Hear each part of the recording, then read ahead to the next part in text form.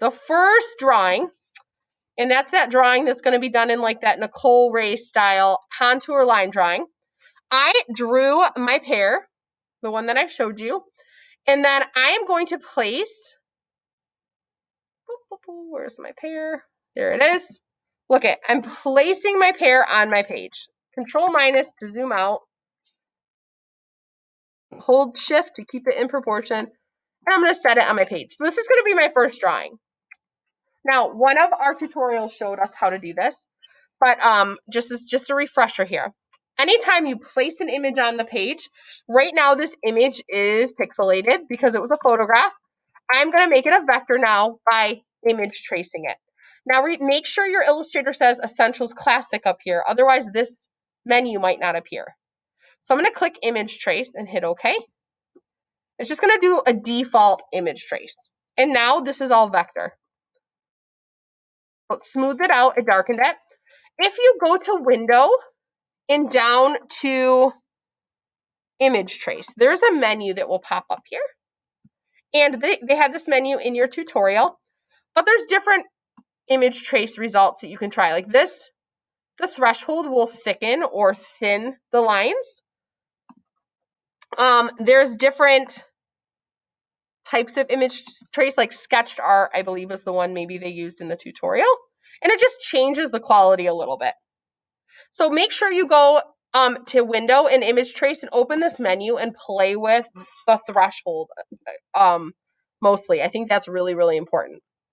Now this is a vector, but when you're done, you want to click Expand. Expand will break it into parts, okay? And it will allow you to then go in and grab different parts. So if you expand something, if it's got some of the tracing results will leave a white background there. This one didn't though.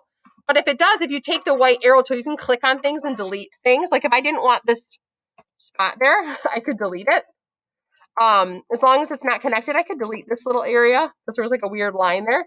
You want to make sure it doesn't highlight everything though, because it will delete the whole thing. You can also, though, you guys, drag over certain areas and fill them. Like if I have, let's see. Well, this one doesn't have specific shapes. I have a lot of random shapes here. So if I had random shapes, I could click on these and just click and turn the fill. Like watch, if I take this, let's see if this will work. The fill, that will make all the outlines the color that I choose. So I don't want to do that. I want to leave a black outline. So this goes back to graphic design 1 for some of you. For some of you, maybe not. If I want to fill this, so depending on your shape, if it's a really clean shape, you can click on it with the arrow tools, the white arrow tools, and just turn the fill on. But for me, I need to do something a little more extensive. I'm going to select this, and I'm going to Object, Live Paint it. When you do that, it makes this whole shape an area where you can go in and select different areas and fill these more complicated areas with colors. So let me step back here.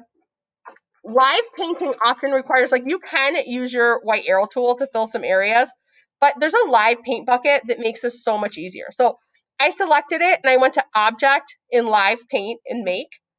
And then right here, guys, this is hard to remember, there's a live paint bucket tool under the shape builder tool. So with the live paint bucket tool, watch this. You can go in and it's going to highlight areas.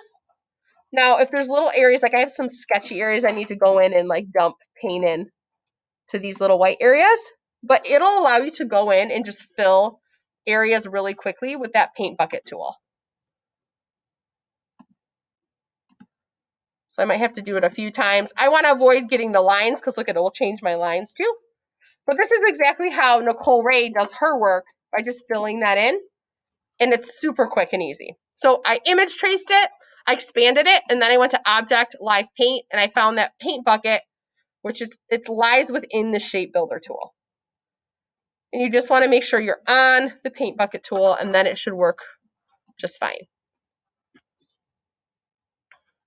Okay, everything that you finish today, guys, or every drawing that you're working on, always save things as an Illustrator file.